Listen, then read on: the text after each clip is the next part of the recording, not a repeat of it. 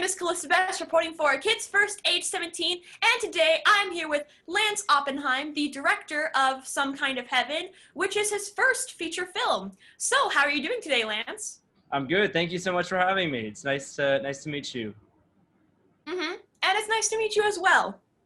So, what exactly inspired you to cover the villages in a documentary? And, this is kind of a big thing considering you are quite young. You are only 24, I believe. So this might seem like a bit of a strange topic for someone of your age to cover. I'm from Florida. The Villages is also in Florida. I kind of grew up knowing and hearing about the Villages as this crazy kind of wacky playland for retirees. When I was probably 12 years old, I had heard about it as as a place that had one of the highest STD rates out of the entire state.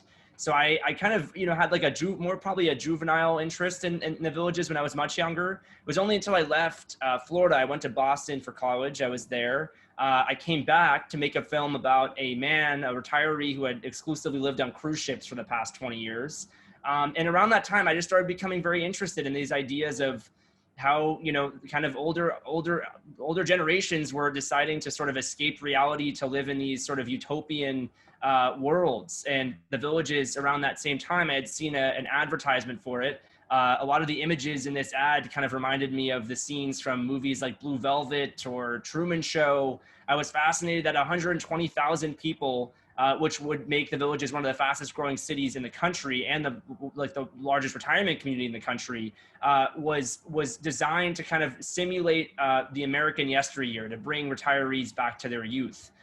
So being, maybe younger than quite a few of the people who live there, I also thought there was kind of we had a kindred spirit in a way, because they were trying to get back to more or less their college years, which was exactly the same age I was in when I was making the film.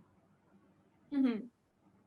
Yeah, and I found this film quite interesting, and I think there's because I feel like this is, when you hear about it, when you hear like, oh, this is this cool retirement home that it's considered the Disney World of retirees. It's like you kind of have a very specific image, and I just found this whole idea interesting. I don't know exactly how to describe it, but why do you think this story is important to share?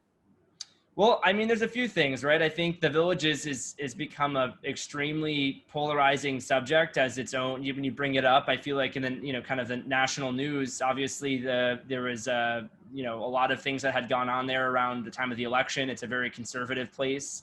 It's a very white place. It's about 98.3% homogeneously Caucasian. I think there's a lot of interesting sort of ways you can look at it. The angle that the film takes.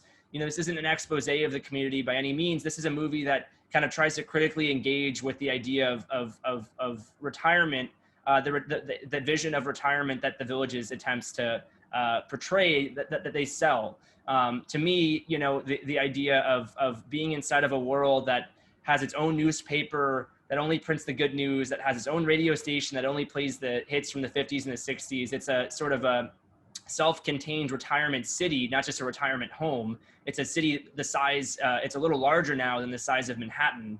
That was fascinating to me, that hundreds of thousands of people were, truly just isolating themselves, moving away from their families, moving away from their homes in the north to go and basically start a new life, kind of like Peter Panning themselves back into this, kind of weird utopia. So I was interested in exploring this sort of tension of it being a dystopia, a place that was kind of frightening, and also a utopia, a place that a lot of people, find solace in and find engagement in and find fulfillment in. And the film kind of looks at that goal from the perspective of four people who don't quite fit into that manicured kind of marketing brochure image of it.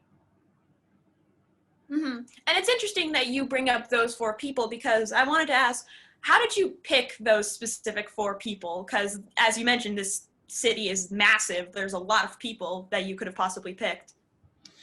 To me, that this movie, while the setting of the film is the Villages, to me, I was more interested in kind of exploring like a kind of condition, kind of an existential angst that I feel like living in a place like the Villages would inspire in some people, and definitely in myself.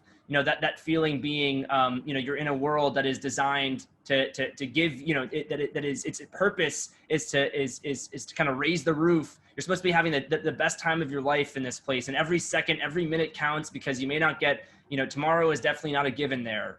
You're older, you're trying to basically, revel in all the excess that the place gives you.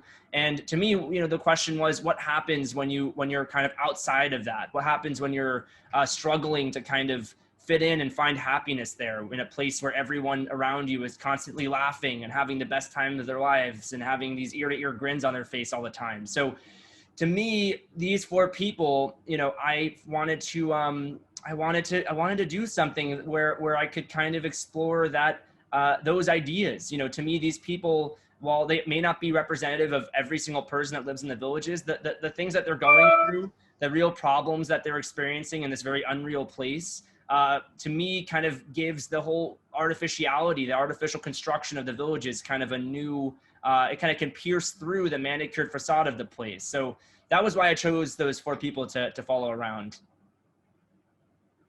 Mm-hmm. And I think, I agree with you. I think this is fascinating. And I think, well, no, because like I love the idea of like utopia versus dystopia. I'm very much into like writing and like all of this different stuff, and I find these concepts fascinating. So I think in a way where this is sort of like a real world utopia, but it's also very isolated, I think there's a lot to really like talk about there.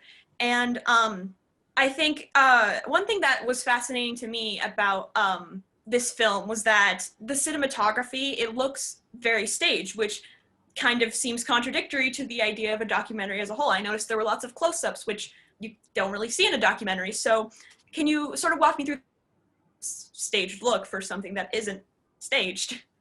Yeah, I think a lot of this, again, kind of comes from, I wanted to make the film sort of an extension of the marketing videos that the Villages offers, right? Not in the sense that I'm trying to sell people on a way to move to the Villages, but I wanted to kind of take the images that you commonly see in those marketing videos and sort of the unreality of them, and you kind of, question, what would happen if you were to kind of extend those videos to actually show, the parts of life that aren't so glamorous there.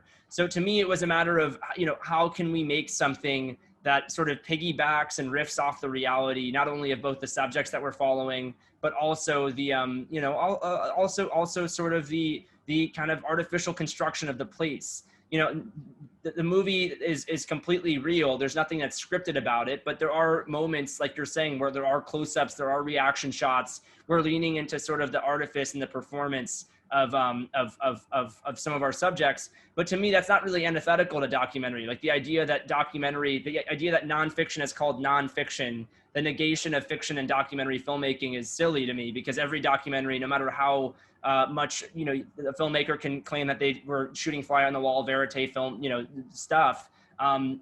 Every documentary film to some extent follows the construction, especially editorially, as like a narrative film would. That's the way you engage with filmmaking, is usually by engaging with the tenets of how a three-act structure works. Life doesn't operate in a three-act structure, neither does, a lot of things. So to me, it was like, I wanted to kind of blend the construction, blend the artificial sort of aspects of this film to get to something more real.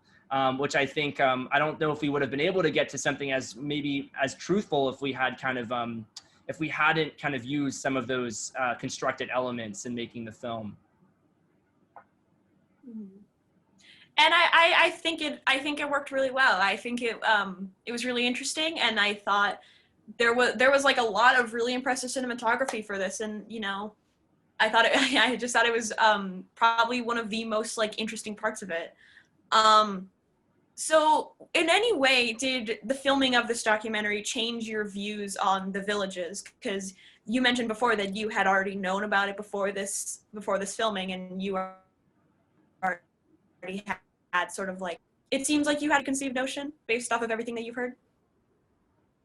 Yeah, I mean, I feel like the work of being a documentary filmmaker, if you have a preconceived notion and you do a lot of research and you do your job when you're kind of in pre-production, I think that the most important aspect to actually shooting a film and certainly editing one. If you let those preconceived notions guide you too much in the construction of the film, then you're doing something wrong. You know, I think you need to be open. You need to be kind of able to let reality sort of guide you in a specific way. When I first started making this film, I had no idea that I was going to be making a feature-length movie. I thought I was going there to make kind of maybe something a little shorter, you know, little vignettes of what life was like there. I was interested in some of the institutions of the place and how kind of, in my mind, I was probably even more critical thinking about it before, about how the developer is able to just kind of run this sort of benign dictatorship over everything and run an entire city where every business is more or less run by, you know, this one family that created the villages.